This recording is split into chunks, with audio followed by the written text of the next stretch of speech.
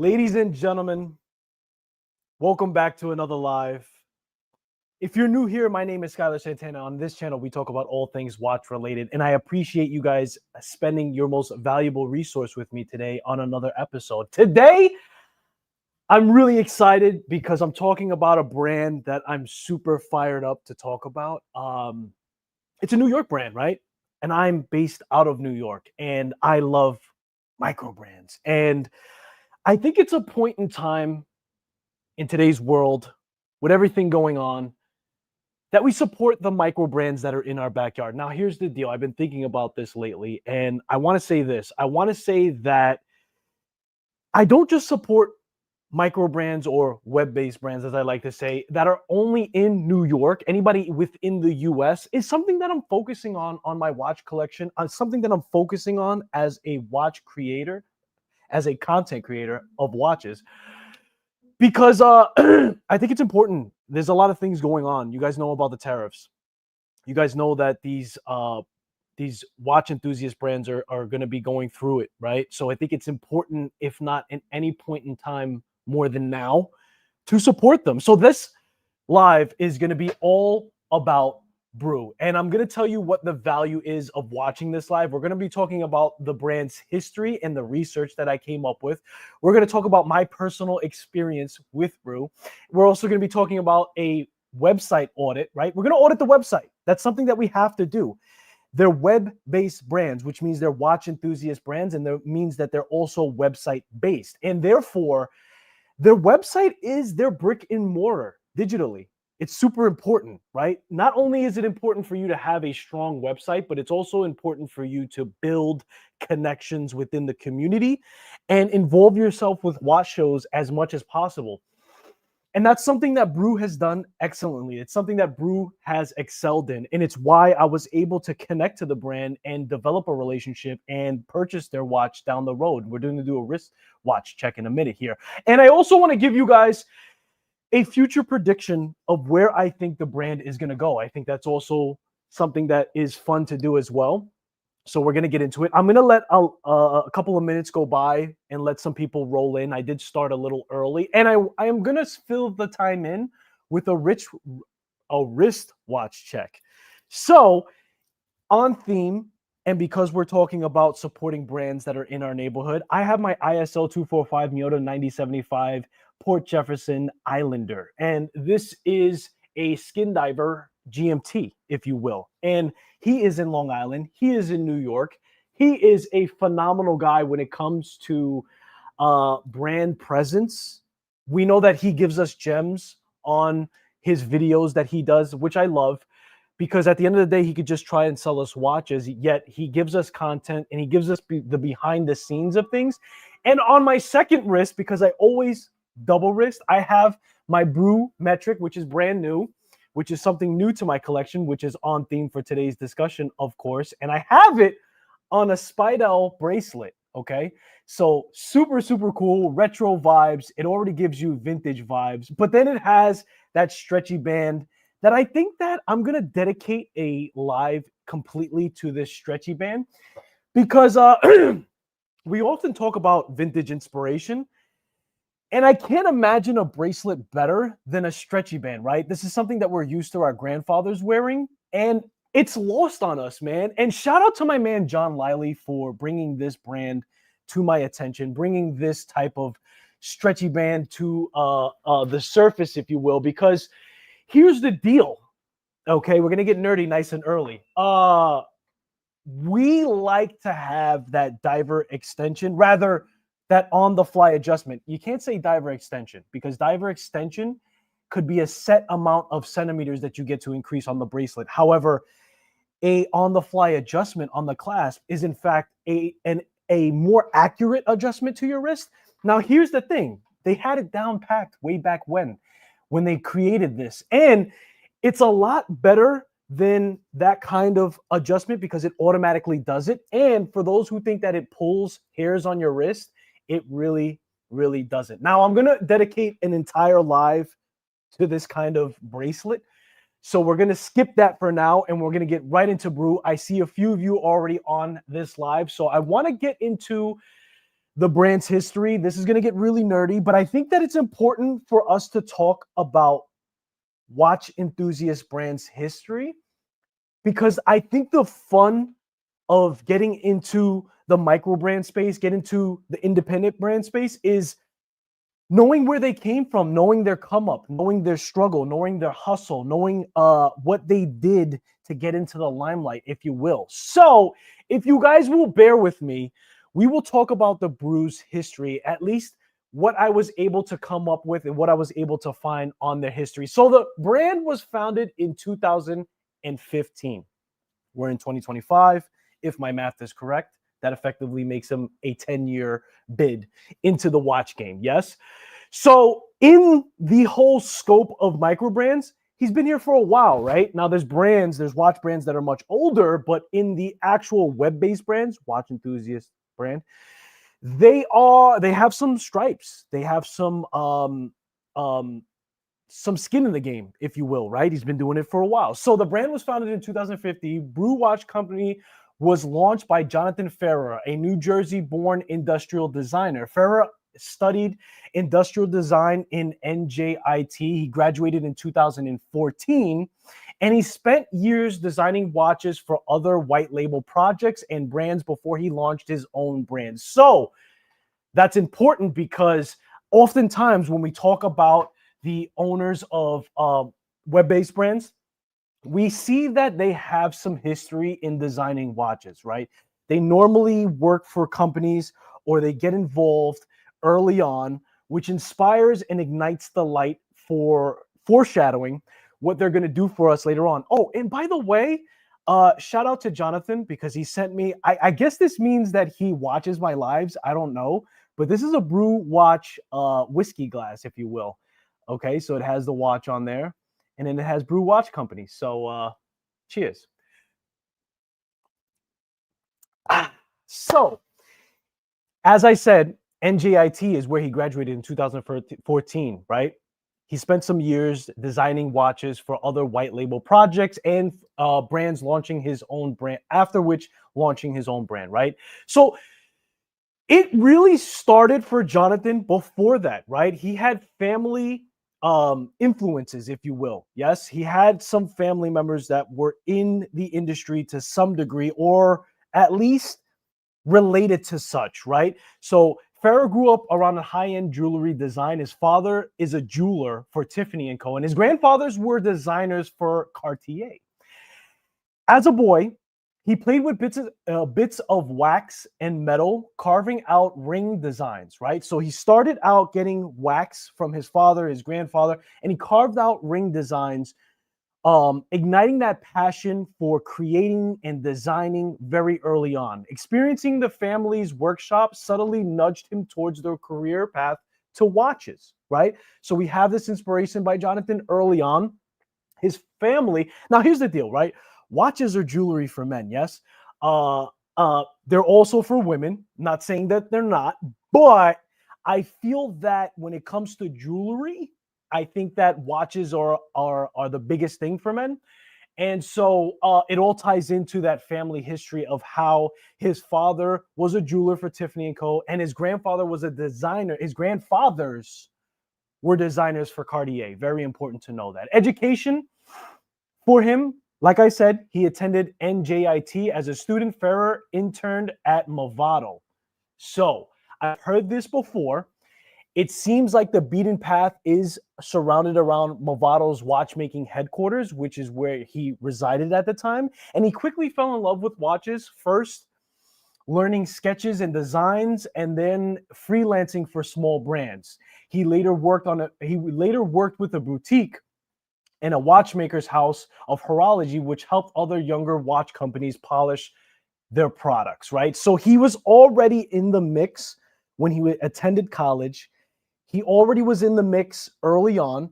So it was only right that he led down the road, right, to start his own watch brand. Let me check chat, make sure you guys are good. Good evening, Oscar. Oscar is in the building. He doesn't miss a live. I love it. Here, birthplace of Brew. The idea for Brew came from Ferrer in a coffee shop setting, right? sitting in a New York City cafe, he noticed a barista using a kitchen timer to pull the espresso shots and thought a watch could add warmth and fun. And that ritual, Brew literally sketched out, or Jonathan literally sketched out, the designs for Brew early on within the aroma of the espresso, right? And that's why we see a lot of, I mean, the company name is Brew, right? So he was inspired to start his journey within a coffee shop, noticing the espresso machine, noticing that somebody was timing it. And that's all going to tie into the designs. It's all going to tie into the passions for the company. And what better to tie your brand with coffee in New York? Coffee. I'm walking over here. You know what I mean? So the birthplace for Brew was actually in a coffee shop, and the espresso machine was the biggest inspiration for him to design the watches around that. And there's a lot of hidden gems within his watches that associate themselves with that. Let me check on chat, make sure you guys are good. Greetings, a bit late, but I hope I haven't missed anything. You haven't missed much, sir, and you're never late. You're just on time for your own timing. Just saying. So, from that point, from that cafe, from that inspiration of the espresso machine, that's where Jonathan was really inspired to move forward with the Brew company. Yes. So then comes Kickstarter. Now, here's the deal. I can talk about Kickstarter because I've talked to a bunch of brand owners, and I know that there's several reasons why they go Kickstarter, right? And it's not just about funding or getting funding to launch your company when it comes to Kickstarter. Understand that. Now, that may have been the case to get backing to start the company, because as I've talked many times before, and I want you guys to have that perspective, it's very expensive to start a watch brand. I hope you guys can hear that. It's very expensive to start a watch brand, yes. But here's the deal. Kickstarter not only gives you backing if it does go through, but it also gives you reach. Understand that when you start a brand, a watch brand, you don't necessarily have the reach, you don't have the presence, and Kickstarter can ignite that. And I think that's the reason why most companies, especially around that time, right? We're talking about 2000, what I say, 15. That's not, it was pretty normal at that point, and I'm okay with it. And I hope you are. And I hope that you understand the reason why. Take a sippy. So he launched his Kickstarter, right? And he started off with a special blend. Later in 2015, Farah turned his cafe concept into a real watch. He designed Brew's first model with the special blend, like I said, and he launched it on a Kickstarter with 142 backers.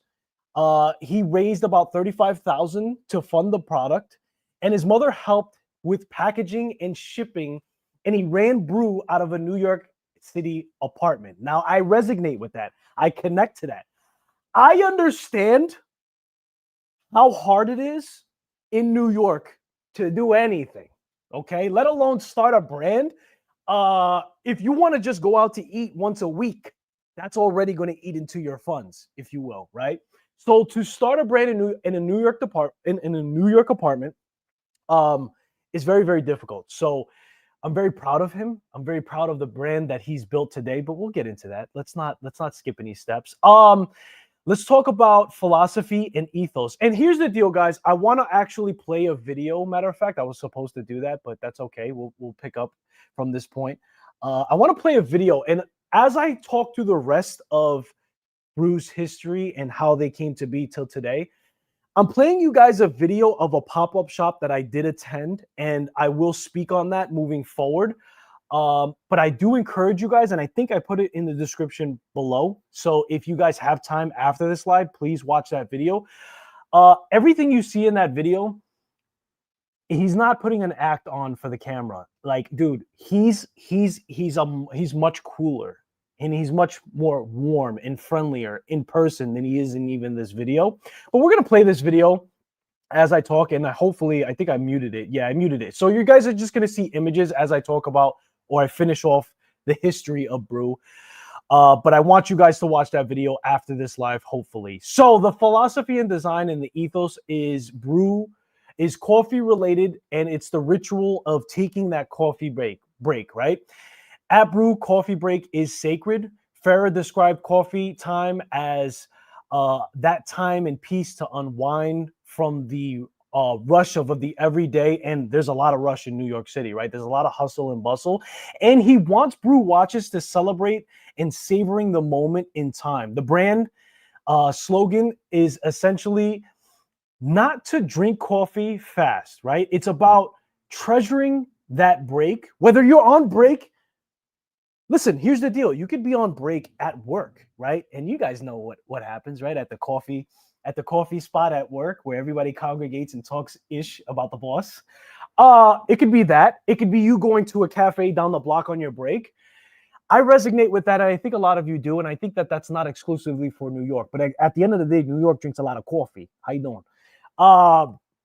So I think that that is on the head. It nails it on the head for New York, and it actually resonates with a lot of people. And the brand has done a fantastic job, not only captivating enthusiasts, but also captivating people who are not enthusiasts. And we'll talk about that. I'm getting ahead of myself. Let me check chat, make sure you guys are good. I'm having fun already. So yeah, the coffee break, taking time in the rush of the everyday life. He wants you to savor the moment in time. The slogan is to drink coffee, not to drink coffee fast. And it's about treasuring the break. It's about making connections, talking to your friends, going on a date, talking to your friends, going to the coffee shop.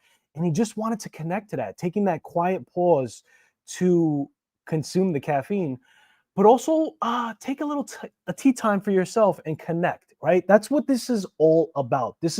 That's why I'm doing this live, is to connect to enthusiasts, right? So I resonate with all of that for sure. So hidden coffee cues within the watches of his design. The designs have a subtle but playful uh, um, cues of coffee. It looks closely to Brew dial, and you'll find coffee inspiration in the dials itself. You guys know that there's a coffee bean within it. There's much more to it. Um, the optimal time to pull on an espresso shot is about 35 seconds. So that's why he does the chronographs for his watches, and he highlights the first 35 seconds within it. And those are little Easter eggs within the watch. And it's for you to kind of discover. It's for you to enjoy, and it's for you to have that aha moment when you actually purchase the watches, right? So that's a thing. That's a thing for the watches itself. So sharing the story, right?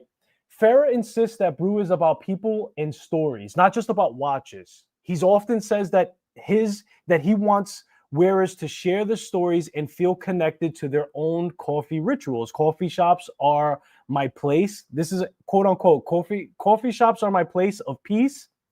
Anyone around me is enjoying their time, right? So by embodying the coffee break narrative into each design, he lets the customers relate to their daily routines to the watch. That's what he does. That's why it's called Brew, right? And that's why he has those Easter eggs of coffee within it. The ultimate goal is to remind people of the importance of time and time spent with friends or in a peaceful moment whenever you glance at their wrists. Makes a lot of sense. Makes a lot of sense. And I'm surprised. And I'm sure there's other. Listen, I don't know everything, learning professional. But I'm sure there are other brands that have attempted it, but I'm surprised no other brands have taken the steps that he's taken to attach his timepieces with coffee itself. It just makes a lot of sense. And I'm sure that when it came to Jonathan, it was just like he just knew he had to run with that. You know what I mean? Like, it just makes a lot of sense. So I want to show you guys an image of the first brew that was ever made, right? And then we'll go back to what I'm showing you guys before that. Hang on. So see, these are some images on the first watch that he came out with, right? And I want to show you guys where this starts. So it's kind of lugless. You have that kind of square or rectangle kind of shape.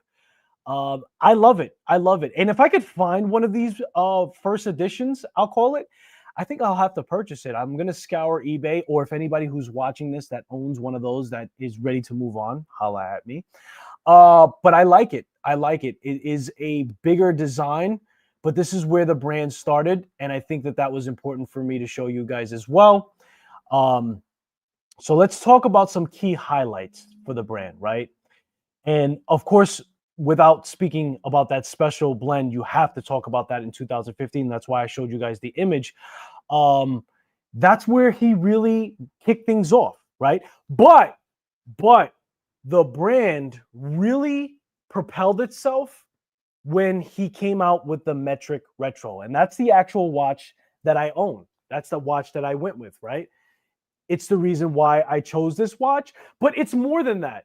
It's not only it's not just the hype, and hype still gets me. I'm not gonna cap, right? But at the end of the day, this to me screams retro, right? Screams retros.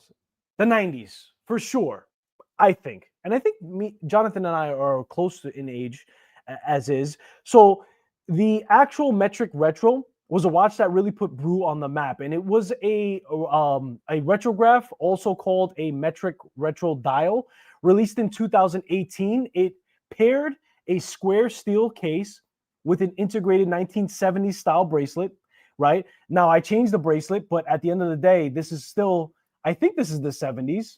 This is like our grandfather's, type of flow, I believe.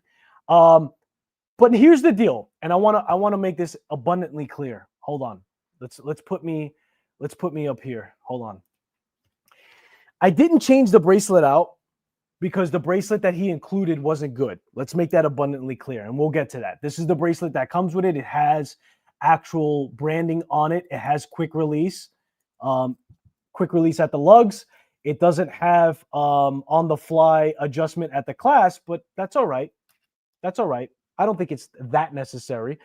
I changed the bracelet out merely because I just found out about this stretchy band company and I was excited about it, and I think it made it more vintage.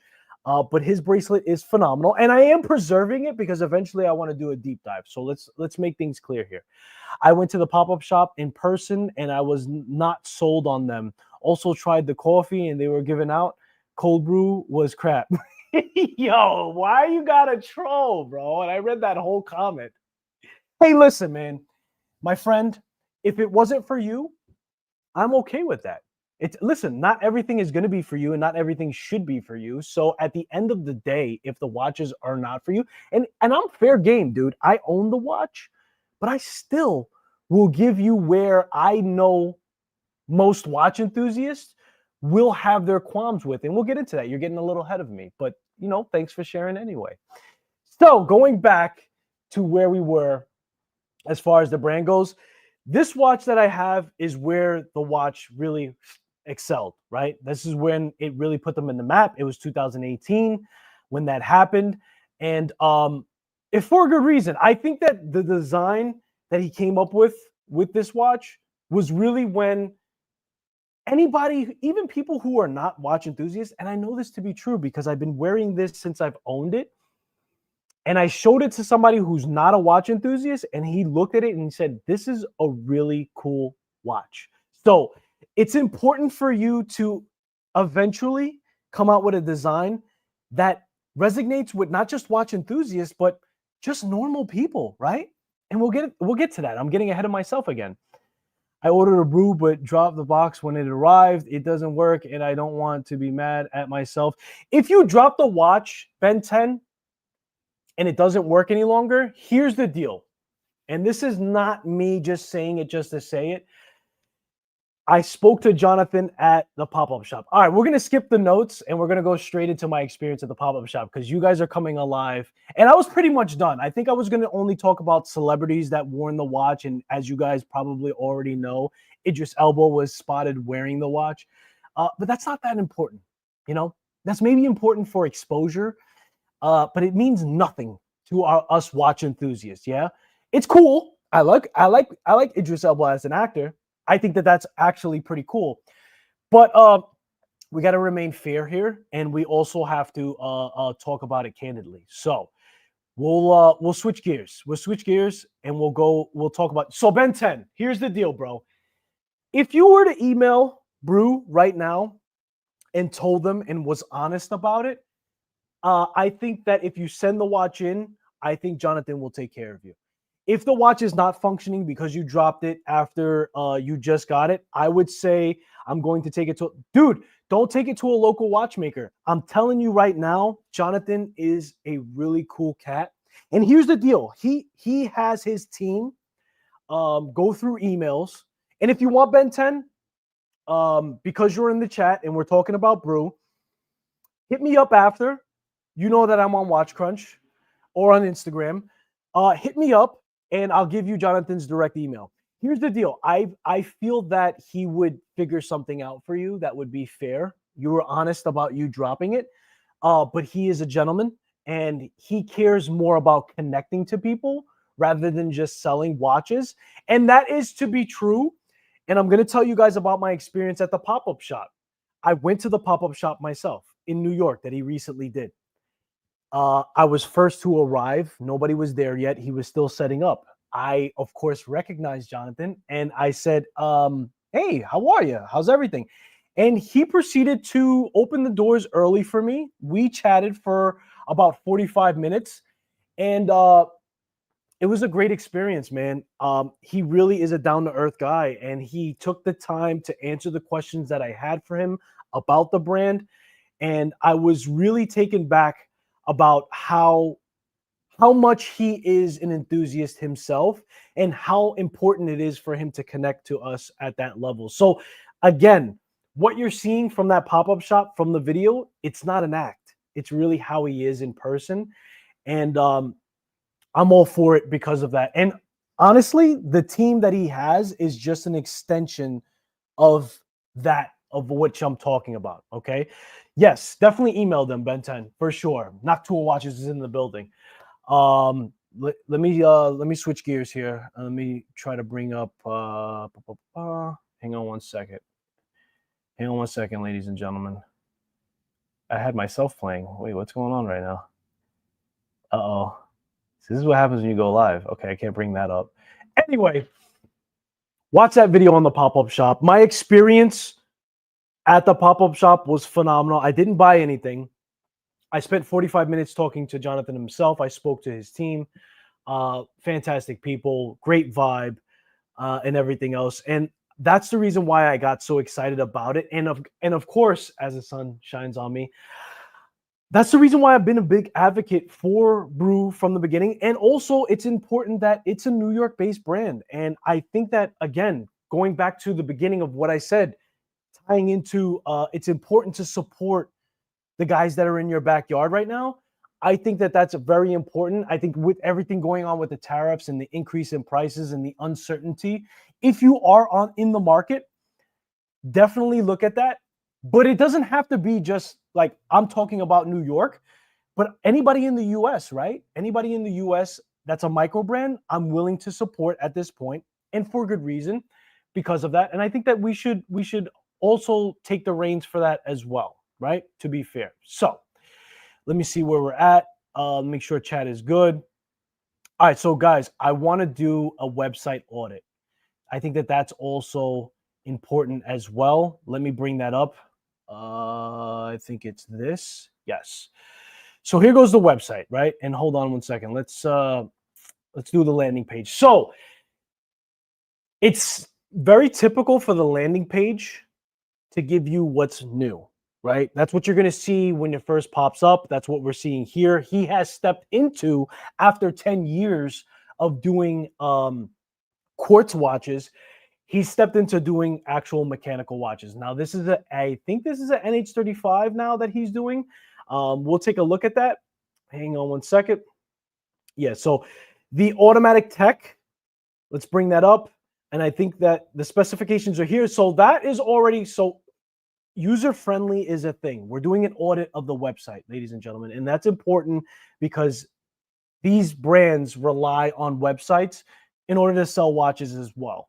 So it has to be user-friendly. It has to have all of the details that we're looking for. And I think that that's important. Now, Brew just stepped into doing automatic watches, right? And this is called the automatic tech. Now, I believe this is an NH35A. right? So it's here, it's in our face.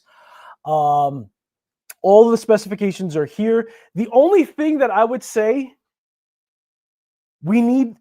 crown size matters, right? I always say this, crown size matters. Put crown size in the specifications. I think that that's necessary.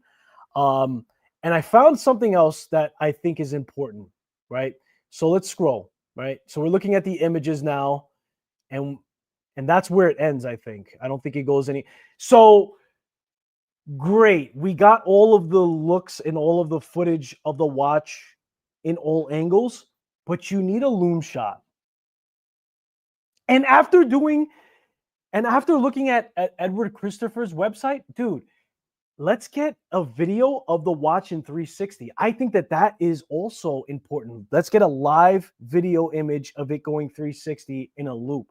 I think that that would be very important too. Let me know what you guys think in the chat. Do you agree with me? Do you agree that loom is necessary? Crown size matters. And we should have a loop of each individual watch 360 continuous. Let me know what you guys think in the chat. Let me catch up. Blah, blah, blah, blah. I'll send an email. Yeah, Ben 10, send an email. Did they make any statements about the tariffs? Not that I know of, bro. I'm not really Patel Philippe with the super chat. What's good, Skylar? Have a great weekend, man. Thank you, brother. I appreciate you popping in. I don't know if you're going to stay. I hope you do. I do appreciate the super chat. I will have a great weekend. I hope you do too, because we're talking watches. So let me see. Nah, man, you talking crown size like it's I can't say that. We're family friendly here, brother. We're family friendly here, brother. It matters, bro. I'm gonna argue with you respectfully. I think that crown size definitely matters, and I tell you this. I experienced this, bro. Like, I purchased a watch and the crown was too small for my fingers, and it wasn't a fun interaction. It was a mechanical watch, especially when it's mechanical. Now, here's the deal. It's a combination of many things.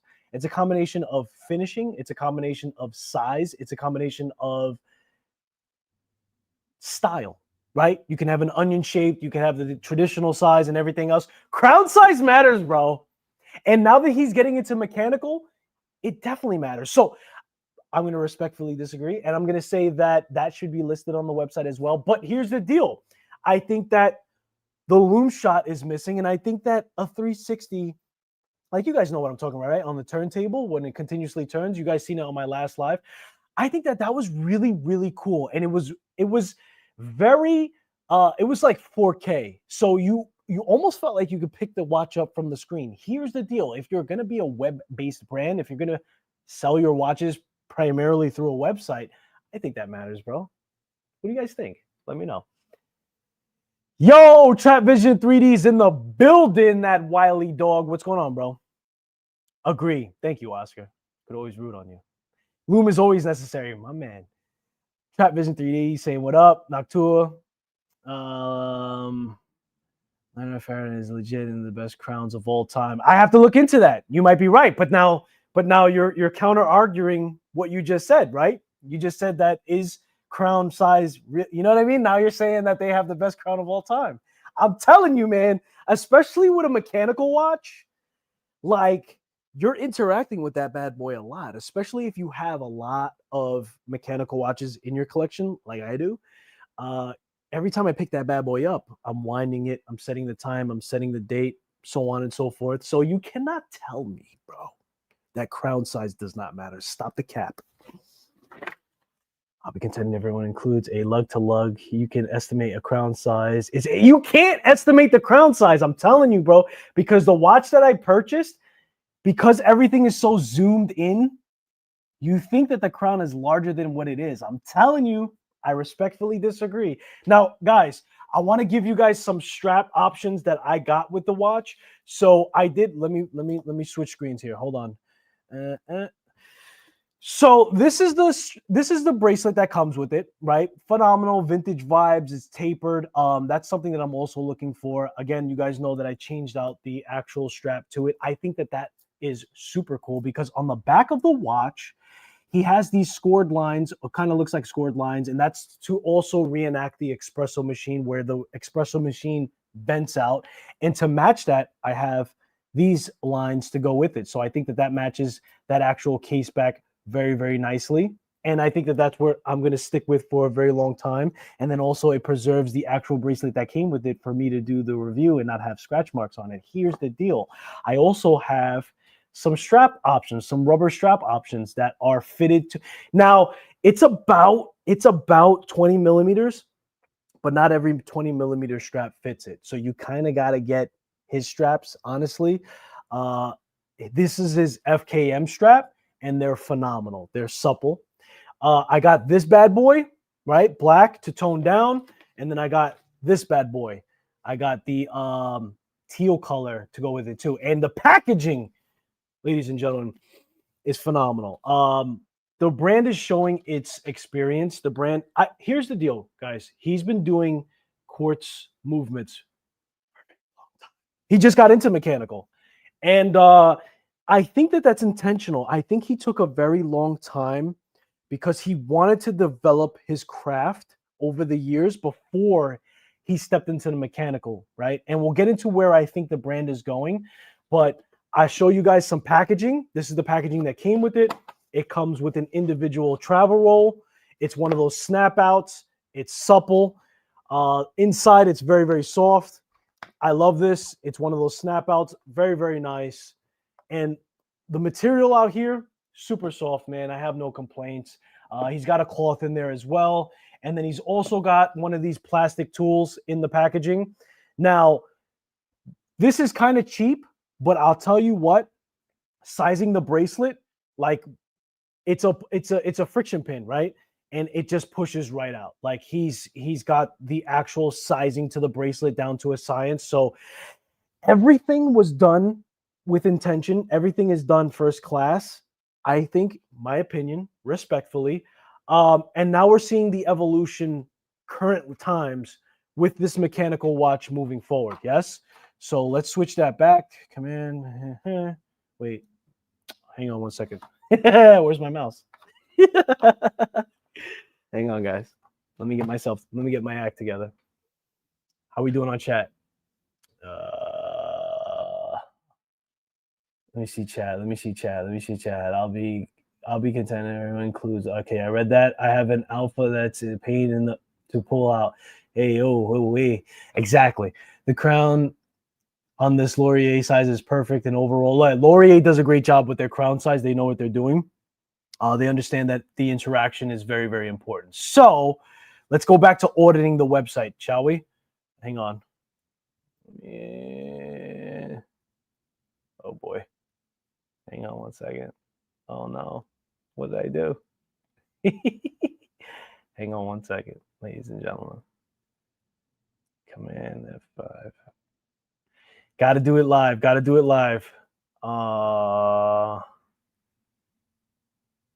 I was pressing the wrong command. Hold on. Yo, I really need an unpaid intern at this point, I think, because I don't know what I'm doing. Here we go. Hi-yo. All right, so where was I? You need a loom shot. Crown. Let's move past it, shall we? I think you need a loom shot. I think you need a crown, and I think you need a spinning 360. Otherwise, it's good enough, the images that we get here. But again, you guys know that actually going in person and seeing the watch is more important than anything else. When you get to the watches, now here's where, okay, so $475, right? And this is not a paid sponsored live. I paid for the watch in full. Here's where I know people are going to have a problem. They're going to say, Skylar, this is a quartz movement. I ain't paying $500 for it, right? You got to get past that. I'm going to defend it. And I know. Let me get to it. I've been involved in several communities. I've talked to a lot of enthusiasts. The one thing that is wanted the most is something new, something fresh, a new design. They want to be impressed. Yes. So you can't have your cake and eat it too.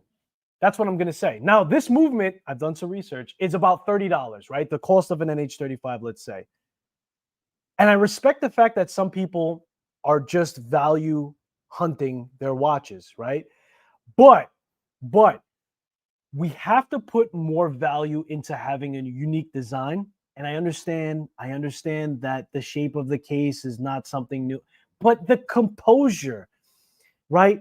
Tying into those Easter eggs, the brand history that I just went through, I think it means something. It must mean something. It needs to mean something. Otherwise, we're going to see the same watch over and over again, right?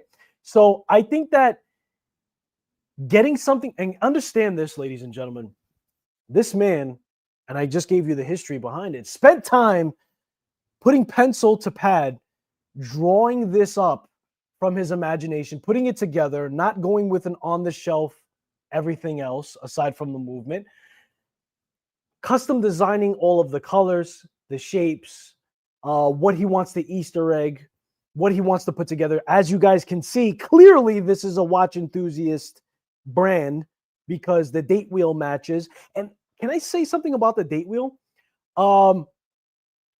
You may not like this. I love it. I love where it's positioned.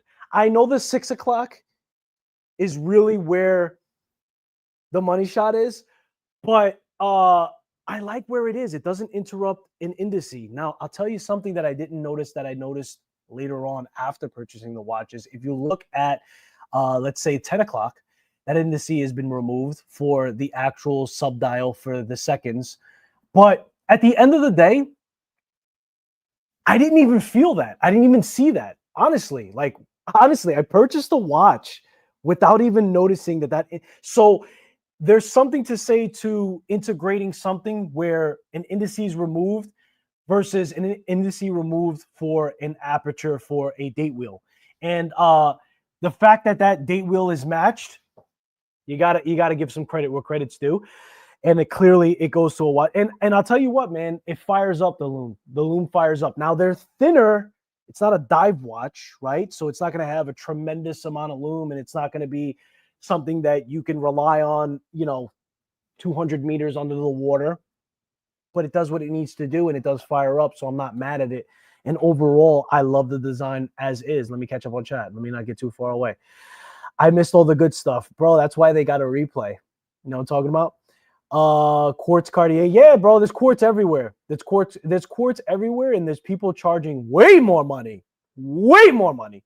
But here's the deal, man. I know people who get bent out of shape for $500 doll hairs for an independent brand or web-based brand.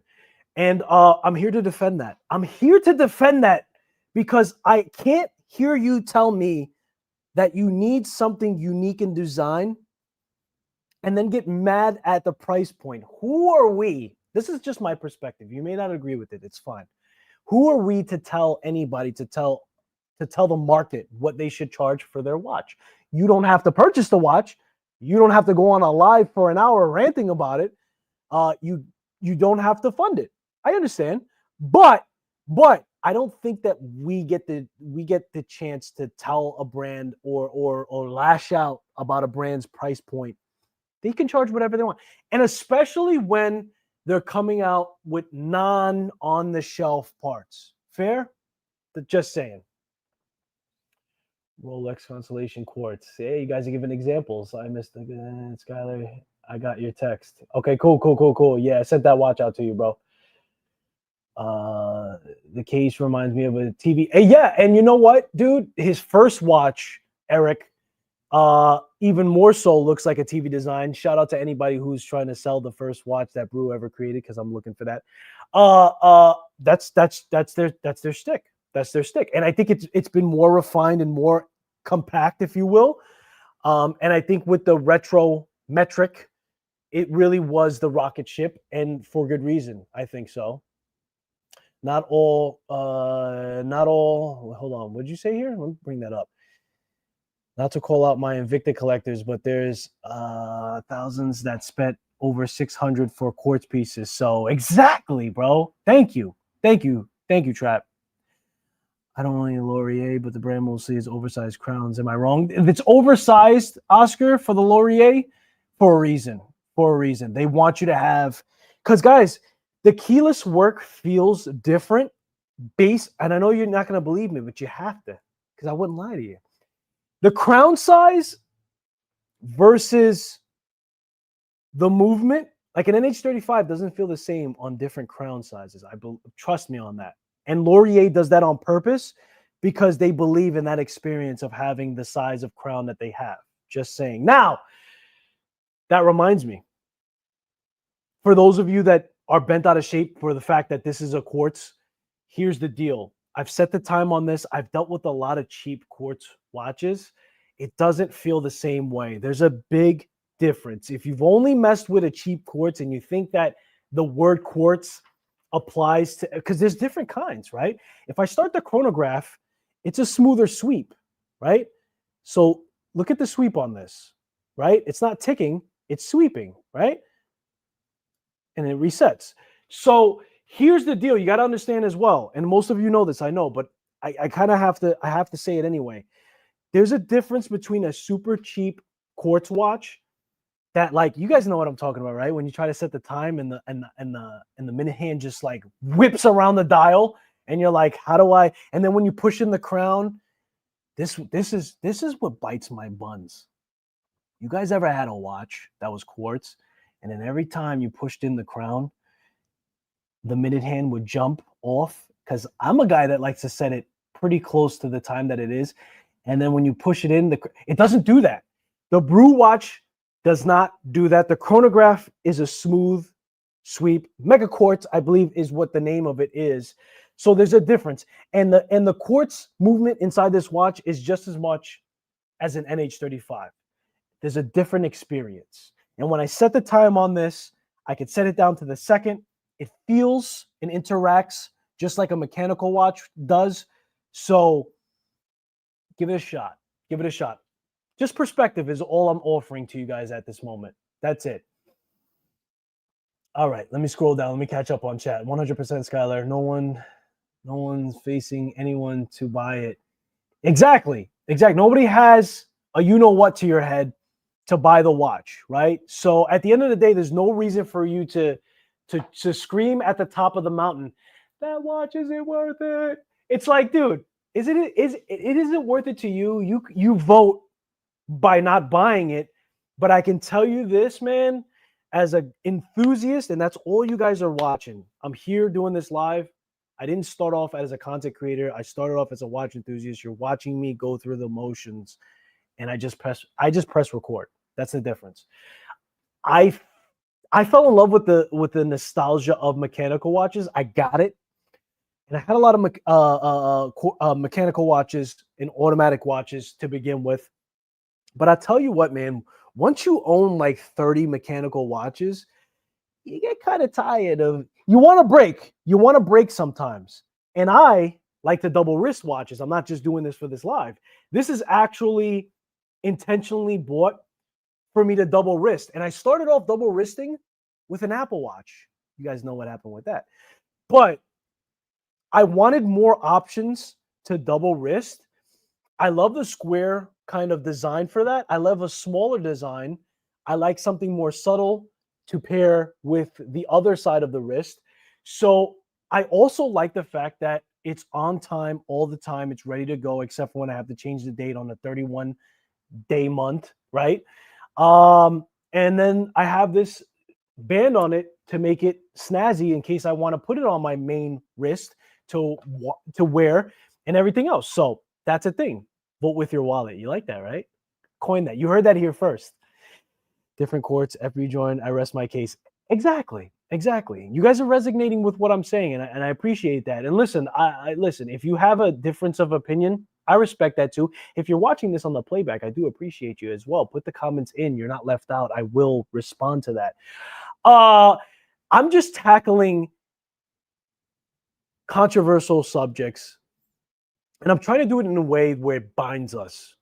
I want to add perspective that just makes us not have these silly arguments.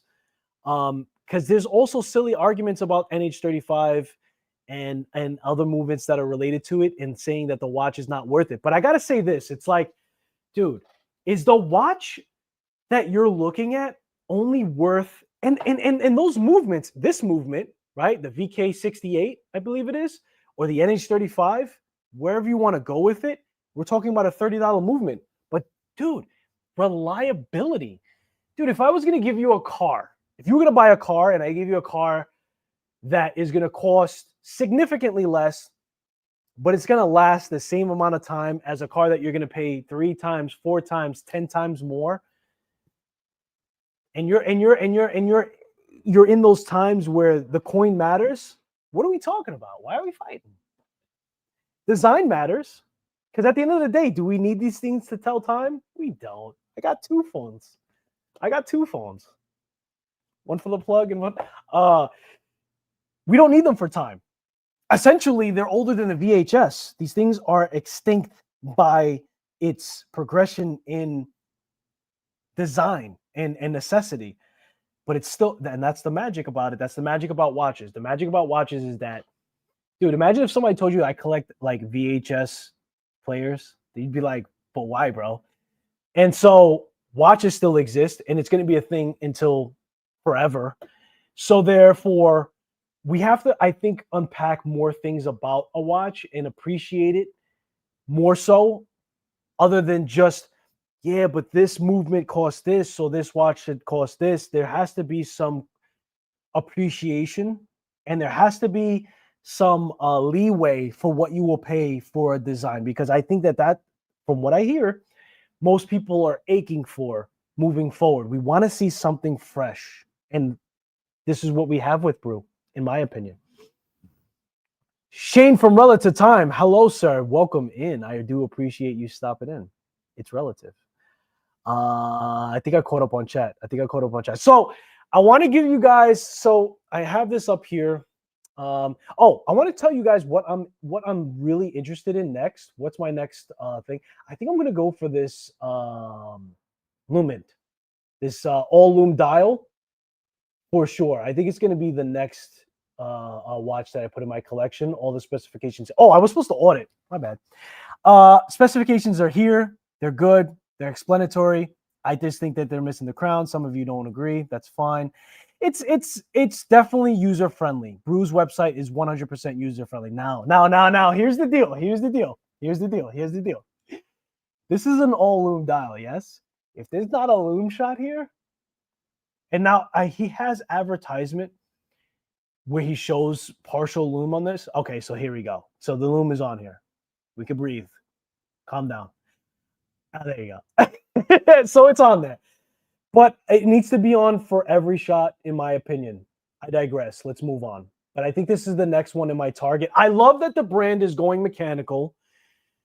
They did 10 years to do that. They started with NH. Let's go back to where we were. Let's put my pretty face up here. Booyah. I love that the brand is going mechanical. NH35 is where they started with that. And let's talk about predictions. I think that NH35 is just to test the waters. His quartz watches were $500 plus or minus, right? $475, whatever. Mechanical watches are $5+. So it only makes sense that the next step is going to be either Miyota or Swiss.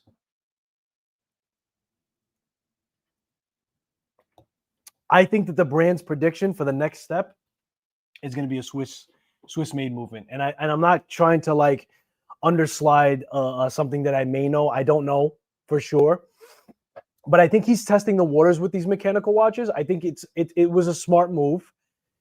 He may come out with other iterations. Now, he only has one design, I think, with this NH35. He may play around with a couple more iterations of that, if you will. But you know what? Let's bring that up because I want to see what, and this is an audit. We're doing an audit, right? Let's take a look at that mechanical watch and see what the thickness is because that matters. I think that matters too, right? We talked about how the crown size matters, but the thickness of a watch also matters. So let's go to the mechanical. Here we go. All right, specifications. What are we talking about here? Okay. Can I say something to you guys? Can I say something? It's still automatic, which means it has its remote rotor, and it's 10.75 millimeters thickness. And I think that's a total.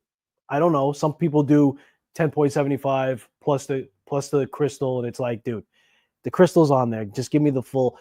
1075 on an NH35 or NH35A. That's a success. That's a success. 525. That's not much. That much over his quartz watches. So he's in the right direction here. He's in the right directions for sure. I think. And I think what's going to happen is we're going to see different iterations of this NH35. We may see like one or two more, and then he'll slip into Swiss or Miyota, which means that if he does that, then he can go thinner, right? He can go thinner. He can go thinner on the case design as well, and that wouldn't be a bad. But the watch isn't that thick. The watch isn't that thick at all. So I project moving forward, I think we're going to see Swiss out of him. If not, we'll see Miyota. Maybe Miyota and then Swiss. And I know Miyota does a good job at keeping it even thinner as well. He could also tap into a hand wind only, right? I think that's a thing as well. I don't want that to be lost on us too. Because if he does a hand wind only, that gets rid of the rotor. As you guys know, the rotor adds thickness to it. So if he does hand wind, that also can reduce the size as well. I'm a dork, so I always wanted an 8-bit one. And his designs allows you to relate. He taps into something that I think you resonate with, which is intelligent. I agree that that's a cool watch as well, Shane. I think the full gamut of the designs that he has is very, very interesting. And I need a full lume dial. I have the Noctua full lume dial, but my wife stole that, as you guys know. So that's the reason why it's on my radar. Does he have a GMT? I don't think he has a GMT. I think the answer to that, no. I'm pretty confident, Eric, that he doesn't have a GMT yet. That's also an interesting thing to look into moving forward. I think the sky's the limit. I think what Jonathan has done is he's laid the foundation. And if you take a decade to step into a mechanical watch, there's a good reason. It's you want to make sure that you're ready for such thing. And I think that now that the brand is stepping into mechanical, the sky's the limit. And I think a GMT model is. I actually wasn't thinking about that, Eric. That's a very good point. I think the sky's the limit, and I think personally, hand wound would be awesome. A hand wound movement, leaning into that vintage. Like, dude, all his watches are vintage inspired, technically. If you take the case design, yes. So I think that a hand wind movement would be a very good move as well. And listen, it doesn't really matter, dude. Like he can outside of Seiko, I think that he can run the gamut with any movement if he wants. Raymond D is in the building. Gotta go to work. Tim, thank you for joining me. I do appreciate it. Work is more important. Here's an idea. Oh, let me answer your question, Tim Cheeseman. Here's an idea for a new innovation, a new adjustable crown design where you can change the size to suit your preference. That I don't even know how you would accomplish that, but at this point, I wouldn't be surprised. Just saying. Laser disc is where it's at. I missed that. Sorry about that, relative Shane. Laser disc. Yeah. So, guys, ladies and gentlemen, that's pretty much all that I have, man. I wanted to tap into the brew. I wanted to see what you guys thought. If you're watching this in the playback, I definitely want to know what you think about brew. I want to know how you feel about the price point. I want to know how you feel about the design.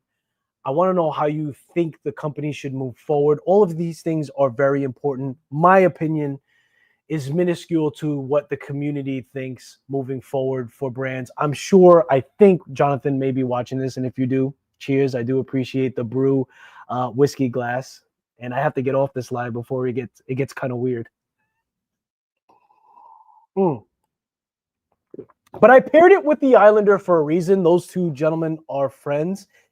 And I'm going to say something crazy, but I don't think it's too crazy. I think if you took Islander watches and you took Brew watches, you'd cover a lot of bases.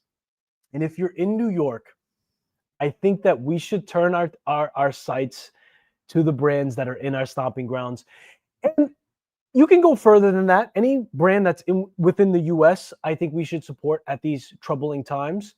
And I think that that's important for us to do moving forward if you are in the market for a watch. Just saying. So, with that being said, if you guys have any questions, let me know now because the wheels are down on the plane and I'm ready to land it. Just saying. Let me catch up on chat. Make sure you guys are good. Brew is a great company. Let's see what we're talking about. Brew is a great company. They just need a few years to establish themselves a little more. Okay, so you can't do that to me, bro. That's open-ended. Like, how do you feel they need to establish themselves? Like, in what way? I love that they're in New York too. Yeah, I absolutely love that, dude. And if you've been a part of Windup, I saw them at Windup at 2024. I didn't purchase anything then. It was the pop-up shot, dude. It was that intimate moment. I think that was a very smart move for Jonathan to do. And again, guys, remember, micro brands, web-based brands, independent brands, however you want to call them. I like to call them web-based brands, watch enthusiast brands.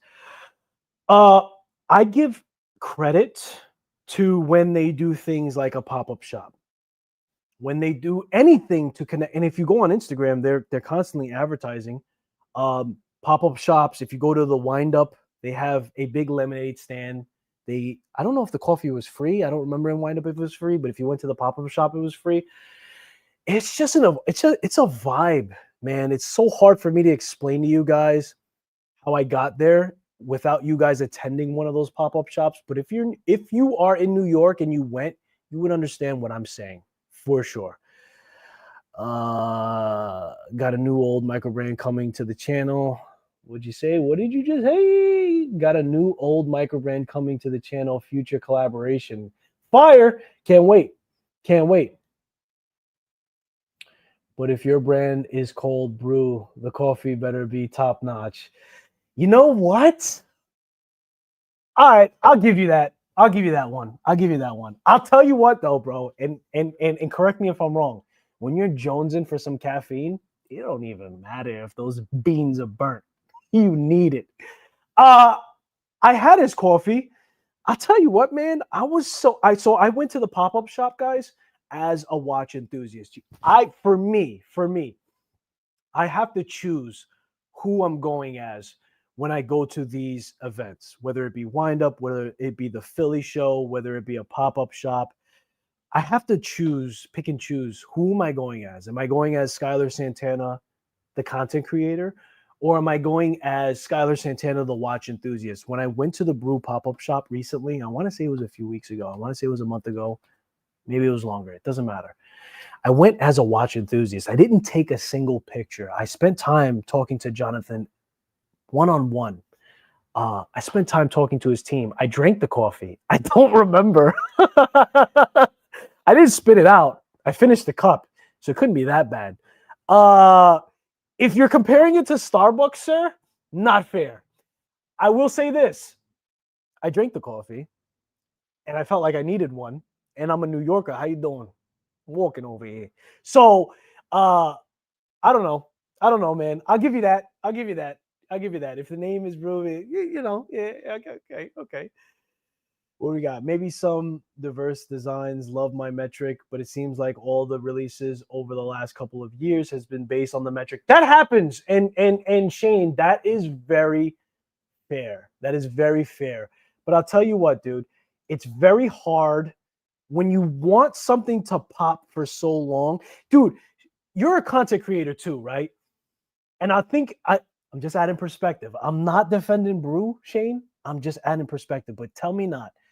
When you create a video and that video goes viral, do you or do you not want to try to emulate or simulate or copy that video to kind of keep that trend? Is that not a thing? I'm not saying you, sir. I'm saying content creators in general, right? If you made a video and it had a lot of success. It finally got views. You finally got the reach that you were looking for after slaving these videos.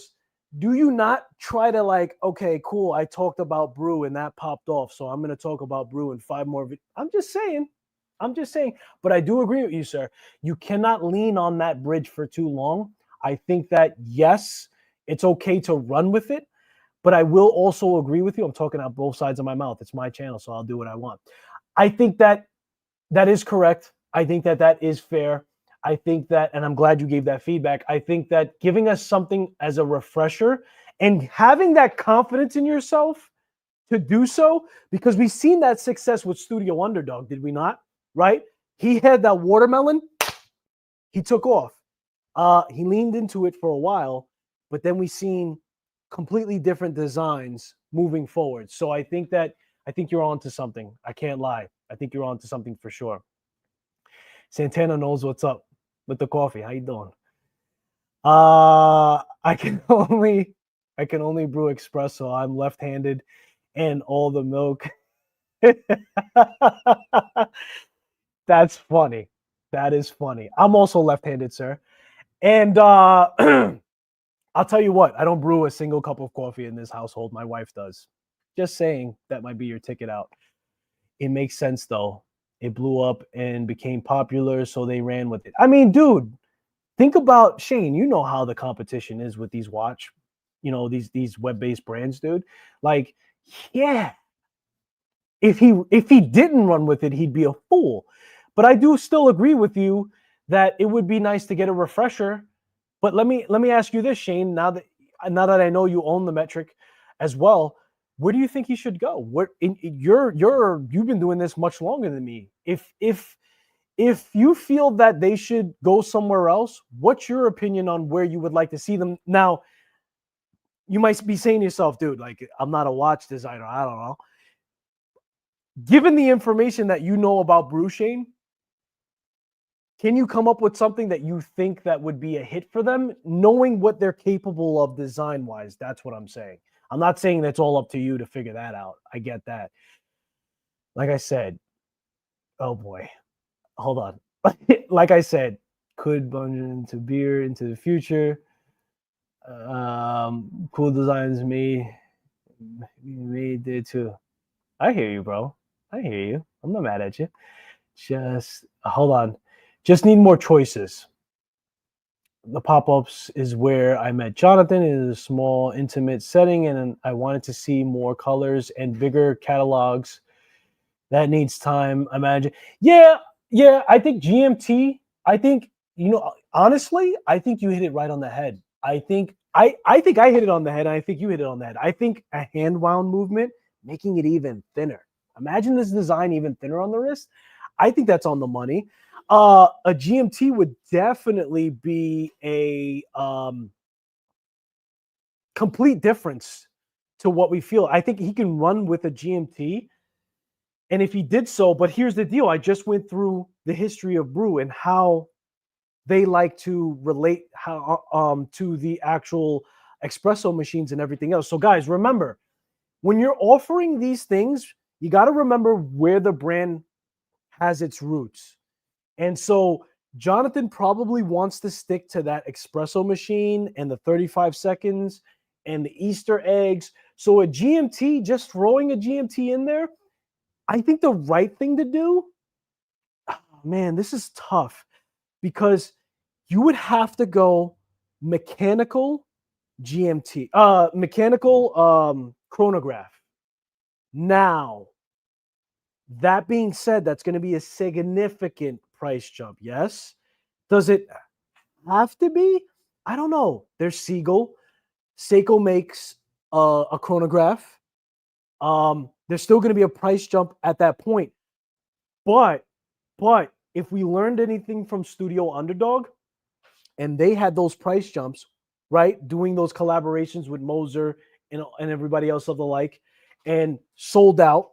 So I like this conversation because I think Brew is ready to do something like that. Jonathan, if you're listening, go ahead and do a mechanical chronograph. Because I know you want to stick to the theme of the espresso machines. So you need the chronograph to tie that in.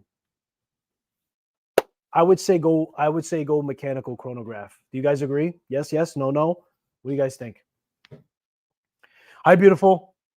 The wife just came home. The coffee was free at the pop-up. Yes, it was free at the pop-up. I don't know if it was free at wind-up. I would imagine that it was still. And I can't wait, man. I can't wait for 2025 New York wind-up. I'm so excited to go say hi. Go say hi. Fantastic people, man. If you're at a show, definitely go by their tables. I think they're just great people, man. Even if you're not gonna buy, dude, he even says that it's not about selling watches, man. Like he didn't try to sell me a watch at all. I'm still looking at the electric blue and the coffee bean is great details in the New York show. Yeah, man. And he's also got titanium, so he's playing with materials. Yeah, he's playing with materials. Another suggestion I would make, and I've seen this wildly successful with other brands. Um, Not titanium. What's the man? Oh, I can't think of it. I can't think of the material. Can't think of it. I can't think of it. We'll get back to that. But I think that them messing with titanium is a good step as well. And they do have that. Maybe a titanium mechanical, you know. I just want to see them more refined, solid. Oh, you're answering my question. I just want to see the more refined premium feel. Dude, man, I don't want to argue with you, but I gotta. Like this is a quartz movement, but it still has heft to it. I feel like the details on this watch are there. Man, I gotta respect your perspective at the end of the day, dude. But I'll tell you what, man. Like it doesn't give me a quartz vibe at all. Like it has heft to it. Maybe you're talking about refinement in detail offering, but it's hard for me to see that when it's been tied into such tungsten. My man Shane, you're on point, bro. Tungsten. That's what I was trying to think of before. Material. Not ceramic. Ceramic would be nice too. Tungsten. I think if they added like that was a missed opportunity, I think. And I saw that we've seen that with other companies, but I want to stick to just mentioning Brew today. But you see the shiny part of this? You see the shine part of this metal, right? On that bezel right here? Tungsten. To give it more weight, to offset that quartz lightness, if you will. But I'll tell you what, man, it still has a decent amount of heft considering that it's quartz. I will say that. So if the refinement you mean is more so in design, I don't know, man. I got to argue with you there.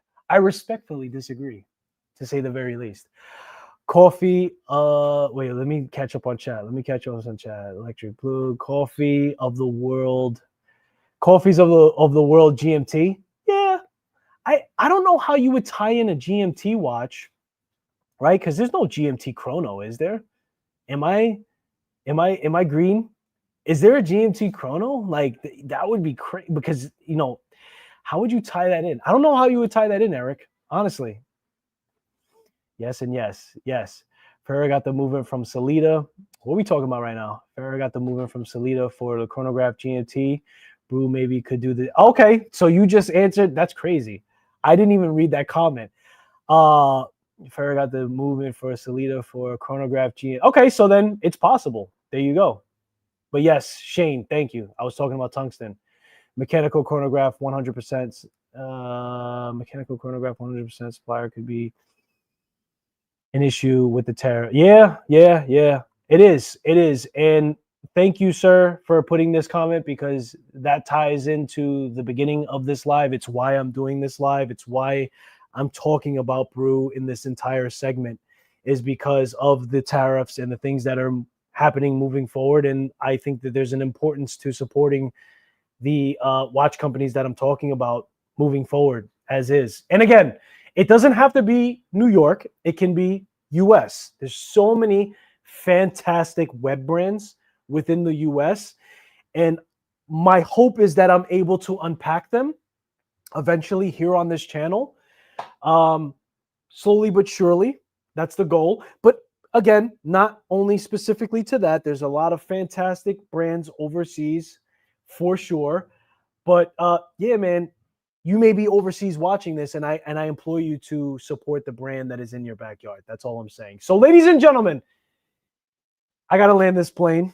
I'm gonna finish up the comments, and then we're gonna land. So if you really have to say something and you really want me to address something, say it right now, because I'm gonna land this plane.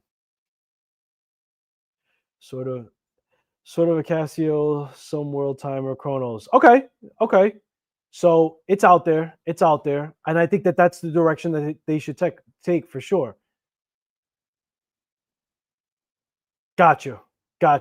Ladies and gentlemen, I appreciate you guys, man. This was a lot of fun. I hope that Jonathan sees this. I think that there is a lot to take from it. There's a lot of stuff that he may has to skip through, but I think that with your comments and everything that we unpacked about the brand and how you felt in, I think that there's a lot to gain from the feedback, and feedback is most important for these brands. So I do appreciate you guys coming on. I do appreciate all the comments. I don't even look at the thumbnail or title. I just jumped in. I appreciate you, bro. You know how we do. One hand washes the other, two hands wash the face. Ladies and gentlemen, I appreciate you guys for spending your most valuable resource. I used to say asset, but we're going to say resource, yeah? Time is the most valuable resource. You cannot buy it. You cannot extend it. And you don't know how much of you have of it. So if you're watching this video, it's incredible that you've spent this time with me, and I do very much appreciate it. I hope that you got some value from it, and this was a lot of fun. So I appreciate you guys for spending your most valuable resource, which is time, and I'll hopefully see you in the next one.